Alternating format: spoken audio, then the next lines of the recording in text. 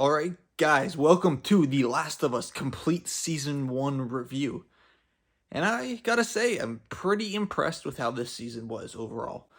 If you guys don't already know, as you should know, The Last of Us is based off a video game of the same name and follows literally a beat for beat story as that game. So this review is definitely gonna have spoilers in it. So let's start off with the things that I really enjoyed about this. The characters, Joel and Ellie, casted very well. They kicked butt throughout every scene they were in together, especially. I was rooting from them from beginning to end, and I think the show did a good job characterizing them as individuals. The side characters are pretty decent. I liked them all. I all had, especially the two brothers, the Black brothers that came up in I think episode 6 or 7 or 5 or 6. They had a good little dynamic together, and their ending was absolutely tragic. I forgot that even occurred in the game, so that hit hard. I'm like, wow, that's brutal. That's brutal. Each episode usually had something pretty dark by the end of it, someone getting stabbed, killed, or whatnot. I think the story was generally told really well. I thought the relationship between Joel and Ellie was good enough. Wasn't as good as the games. I think the production value of the sets and the CGI and the creatures, everything was top notch and it looked legit. Like that first 2 episodes showing Boston, destroyed Boston, was insane. I could not believe what I was watching. I'm like, this looks great. And I think the emotional payoff at the end works really well. I knew it was coming, but I think the way it was directed and the perspective was different this time because we're watching it instead of playing it. It felt different enough and it gave you, I think, a better perspective on what was really going on. Joel ends up murdering tons of people just to get to Ellie after what those people were doing. They were trying to save the world. They were going to kill Ellie to find a cure. He grew such an attachment because of his lost daughter and he didn't want to lose another one. He went on a literal rampage, not just killing people, innocent people, executing them brutally, cold, without emotion. He knew that he had to save Ellie. And it was just an intense moment. He came off as evil as a villain in that scene. When you're playing it, it's different because you have that motivation inside of you. You convince yourself in the game that what you are doing, killing all these people, is for the greater good because you love Ellie. In this, it's from an outside perspective. You know why he's doing it, but he's totally doing wrong. And I don't know if the perspective is because we're not playing as him, or is it because this emotional connection between the two wasn't developed as well in the show as it was the movie. I believe I was also even taking the emotional payoff of this episode based off of the characters from the game rather than characters set up throughout this entire series. Which is unfortunate because I think the biggest issue of this season is the diversion of storylines throughout it. So let me get into it exactly. We get the first episode, which I think was amazing. It was one of the best first episodes on television that I've seen in a long time. That was great. Episode 2 is a solid follow up. I'm totally with it. This is like A plus 9.0, almost like 9.5 out of 10 material right now. And then we get to episode 3, and everyone raved and loved it and all that. But think about what it really did for the series. Nothing. It was like a DLC episode. I'm going to refer to this later on too. And I think this episode is fine. It just should not have been here. Episode 3, we have not even got Joel and Ellie together yet for any episodes. Like episode 2, it was tasked Joel and Ellie. We haven't gotten Joel and Ellie together for the relationship to fully start developing. And we're 3 episodes in. And why are we diverting away from that to not only a storyline that has nothing to do with them, it sets up for nothing to come. It's a romance between two people that otherwise is meaningless. It was absolutely meaningless. I was watching this. I'm like, when are we going to get back to Joel and Ellie? I'm happy the episode started and ended with them, but everything in between was you could skip it, literally skip that entire episode, just cut out that entire section of the flashback and move on with the story, and you would never miss anything. You wouldn't miss a thing. I just think it was a poor way. It was a cool idea. I mean, but I'm not number one into romances at all. I wanted to see the main characters, not these 2 random characters that will never be a part of again in their life or in the series or anything like that.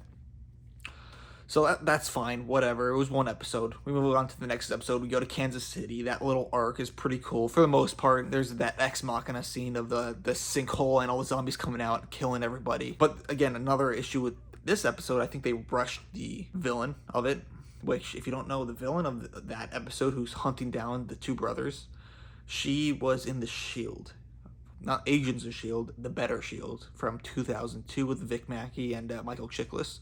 She was a serial killer, I think. That, what's her name? That Dutch kind of fell in love with. He was seduced by and whatnot. Yeah, go back, you'll know what I'm talking about if you've seen The Shield. But yeah, she was in it, but that kind of really amounted to nothing. She was just killed off on a whim. Nothing ever happened. The conclusion of that brother storyline was just dreadful. It was dreadful. Like in the best. It was dreadfully good. Like, it was just terrible. Then they find Tommy, and then once they get to Tommy's place, it was a nice little lull before the storm. They calm before the storm in Tommy's new town and whatnot. I'm like, this is awesome. We're ramping up for the final few episodes. It's gonna be hectic and crazy. And Joel and Ellie's relationship is developing pretty good at a good pace, but I was concerned at this point that there's not enough episodes to go for their relationship to fully develop where it needs to be. So what do they do in the next episode? They divert from the main story. Again, they divert from the main emotional center of this entire saga to give us a backstory that is now actually meaningful, and it sets up certain motivations for Ellie. But there's a reason why this wasn't put in the original game. They put it in as a DLC, not part of the main story, because they knew it diverted from the main story. And this episode was good, but now we only have one more episode before their emotional relationship is supposed to peak. And the emotional payoff is supposed to occur. So great. We have one more episode to develop this a little further. So we get through that episode, fine, whatever. You get to the next episode, and I know this is part of the story, and this is why you should not have had these diversion episodes, because this was necessary. Ellie was on her own for the most part of this, because Joel is trying to recover from being stabbed. So Ellie's pretty much on her own, and there's very little interaction between her and Joel. So leading up to that final emotional payoff where it's supposed to be impactful between those two characters, you have 2 episodes when they're not even together. Right before that. That's not good. That's not good at all. I know that needed to occur in that last episode. That's why I'm saying episode 7 was the big issue. That you should have been another episode in between them in which they're still building their relationship. That was a great episode, though. Episode 8 was awesome. It was brutal. It was emotional. But I was missing their bonding time, their connection, their relationship. And then you get into the final episode, and I think it really picked up. I think they picked up their relationship. It was fun. You could tell that she was still recovering from the incident of the previous episode. He's trying to make her laugh and talk to her and entertain her. So that was fun. But that's what I wanted to see more of. Everything that was in this episode to be in the last couple episodes. And it just wasn't there. But the payoff was, I thought, still worked. I thought it was a lot more brutal because you're watching him just eliminate innocent people left and right. What I personally think they should have done is taken episode 3 and episode 7, replace them with episodes in which Ellie and Joel could grow and more of their journey could unfold, and take them and put them in, release that Bill episode 3 months from now or 4 months from now to keep you interested up until season 2. Then release the DLC episode for Ellie and her friend, in like 8 months or 6 months. And that could, like, it just keeps your interest. Like, you don't forget about the show. And that would have been fun to watch. I think I would have enjoyed that Bill storyline a little bit more had that been a DLC episode. And then if 6 months later they come out with that Ellie episode, that would have been nice. That would have been awesome. You're like, all right, now I'm back invested in this. How many more months until the next season? 3 months until the next season. Sweet, I can't wait. That's how you build anticipation. It's literally a video game show. Have some DLC episodes. And they did, but they implemented the DLC in the main story. Don't do that. Don't do that. It takes away from it. As much as I am complaining about it, it was a very good season. I do gotta say, which may be controversial, but I think retrospectively people will look back at this and probably agree. The Walking Dead season 1 is much better than Last of Us season 1. They're similar shows. They're apocalyptic, world-ending zombies shows. One's involving infected, no one calls them zombies, the other one calls them walkers. But they are both dramas about survival. And I think The Walking Dead did it better. I think there was a more cohesive storyline in the first season, even the first few seasons before it goes off the rails. And now I think the production value is obviously better in this season, in this Last of Us series, because it's newer and it's HBO and it's not just AMC. But I think the horror, the characters, and the storylines were done better in The Walking Dead. I think Joel and Ellie are like 5 out of 5, 10 out of 10 characters. But there was just something missing from this season. I don't think it was nearly as good as people are raving it to be. But yeah, out of infected shows, I think Last of Us is right up there, and then I think The Walking Dead is just on top. Later seasons of The Walking Dead are not good, but that first season, 2, 3 seasons, I thought were spectacular character dramas.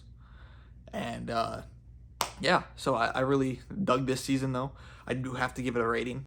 This is a B+. This is almost an A-. They did a lot of things right. I know I said a lot of things that I didn't care for, but I feel like everyone's just raving about it. I had to share why I think it is not as good as people think it is. Still a very good show. I'm going to watch season 2. I cannot wait to see. If they do season 2 like they do the game, that's going to be awesome. That's going to be awesome. For the most part, I think the season was really good. I enjoyed it.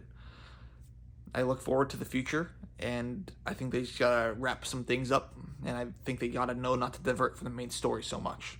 But it's a B+. But yeah, so that's my overall review. I thought it was a very good season. I think it should have been more than 9 episodes. I think if it was more than 9 episodes, I wouldn't have minded the diversion episodes as much.